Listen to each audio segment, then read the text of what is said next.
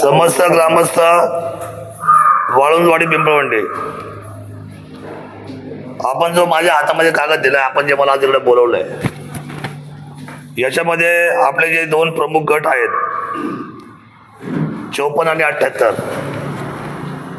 याच्यामध्ये मोठ्या प्रमाणामध्ये आपल्या सर्व मयत झालेली लोक असतील किंवा जी अननोन लोक असतील जी इथं नाही आहेत किंवा जी तयार केली आहेत, जी अदृश्य आहेत, अशा लोकांना किंवा काही लोकांना बरेच घालून महसूलचा, खाली तलाट्याचा, सर्कलचा वापर करून तहसील आणि प्रांताकडून काही निर्णय आपल्याशी करून आता तुम्ही एवढ्या 50-50, 60-60, 80-80 वर्षाच्या जमिनी तुम्ही कसतायत, त्या जमिनीच्या बाबतीमध्ये ते वादंग तयार करून आम्हाला रस्त्याच्या बाजूच्या जमिनी द्या. माझी विनंती ग्रामस्थांना अशी आहे, मी तुमच्या हाकेच्या अंतरावर आहे. तुम्ही काय हे पहिल्यांदा 2 वर्षापूर्वी तुम्हाला नलवडे साहेबांनी बसून ठेवलं दिवसभर, एखादी महिला का नाही मला भेटायला आली, का नाही आली ताई? अरे एकदा यायचं ना खरं बघायला, कसा आहे आपला शरद सोनवणे, काय बोलतो का, काय वागतोय का, काय करतोय का. तुमचा सगळ्यात मोठा गुन्हा काय माहिती आयुष्यामध्ये, हे ऐका रे, ऐका, तुमचा सगळ्यात मोठा गुन्हा काय माहितीये?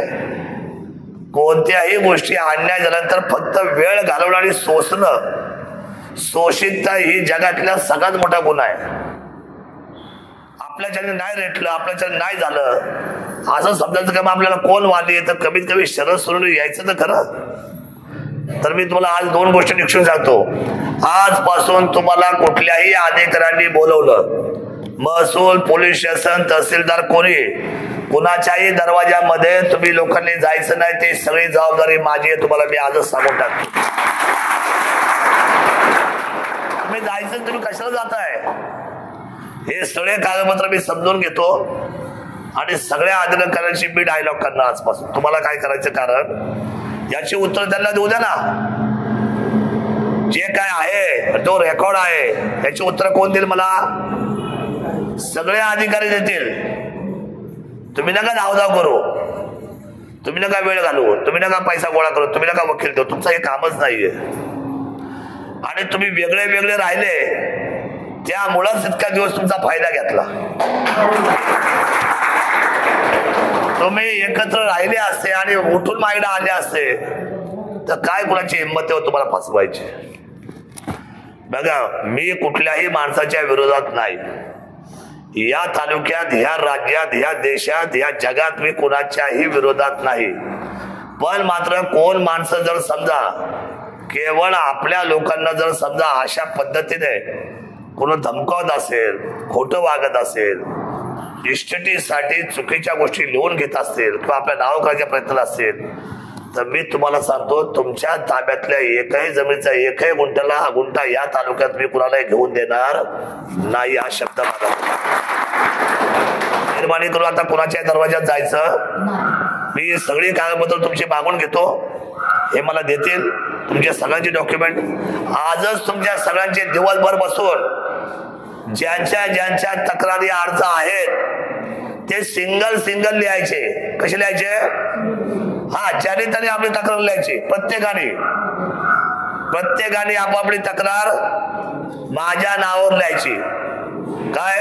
आणि ते सगळं मला सादर करायचं आणि ते कायदेशीर मांडायचं, ओबडधोबड मांडायचं नाही.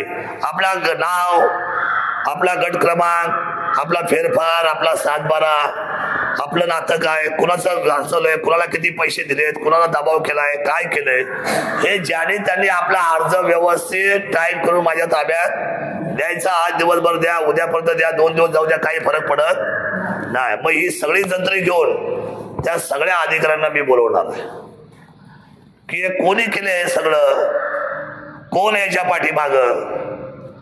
अरे पैसा मिळतो म्हणजे तुम्ही काय सगळ्या गोरगरीब म्हणजे काय शेतकऱ्याच्या जमिनी काढून घेणार का? अधिकाऱ्याने सुद्धा डोळस. आमचं त्या व्यक्तीवर म्हणणंच नाही कोण व्यक्ती काम करते, आमचं म्हणणं येत आहे प्रशासन डोळे बंद करून कसं काम करू शकतं. शेवटी कुणाच्याही 2 व्यक्तीच्या मध्ये कोण काम करतं? प्रशासन काम करतं ना. प्रशासनाची जबाबदारी आहे की डोळसपणे आणि जे खरं आहे ते डोळ्यासमोर ठेवून आपण आपला कागद रेकॉर्डवर ठेवला पाहिजे. आज तुमचं हे जे ऐकून घेतलंय, मी आज ऐकलेलं आहे, कागद अजून तपासलेले नाही, हे मी आज पहिल्यांदा तुमचा कागद हातात घेतलेला आहे. तुम्ही म्हणताय हे सगळं खरं समजून या सगळा रेकॉर्ड मी आता तपासायला लावणार आहे आणि याच्या बाबतीमध्ये जे तुम्हाला सांगतो सत्य आहे ते सत्य शोधून तुमच्या पाठीमागं आणि कुणाच्याही पाठीमागं सर्वसामान्य आम जनतेला तुम्ही म्हणजे आमच्या कोण माग आहे, आम्ही आता आत्महत्या करायला निघालेलो आहे. तुम्ही न्याय मागायचा या पहिल्यांदा न्याय मिळणार आहे ना. तुम्हाला आलं पाहिजे, वेळेत आलं पाहिजे, लवकर आलं पाहिजे.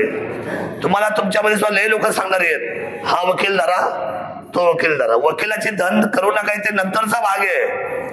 मला आधी अधिकाऱ्यांनी ज्यांनी हे कागद रंगवलेत त्यांना तर मला भेटायला येऊ द्या आधी. बाबा तू काय कसं काय केलं मला सांग, हे कसं केलं, ते कसं केलं, पुढचं कसं करतोय हे मला सांगतं खरं आधी. म्हणजे ज्यांनी हे केलंय त्यांना जबाब विचारायचा नाही का आपण?